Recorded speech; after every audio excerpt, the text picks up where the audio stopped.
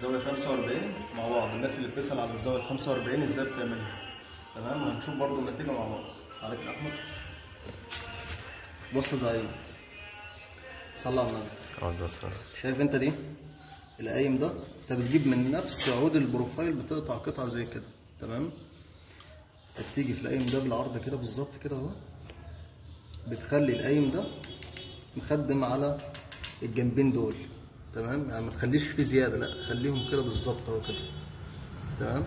وبتيجي هنا بتدي علامه في اخر المسطره بتاعتك وعلامه هنا،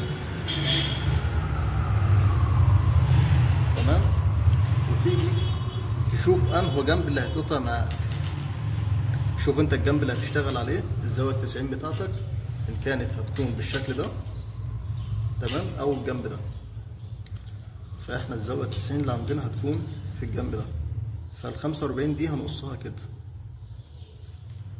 من الاول اهي، تمام؟ للاخر، تمام؟ يا رب تكون واضحه بس عندكم كده. بص بقى لما تيجي تقصها، تعالى يا احمد كده زي ما انت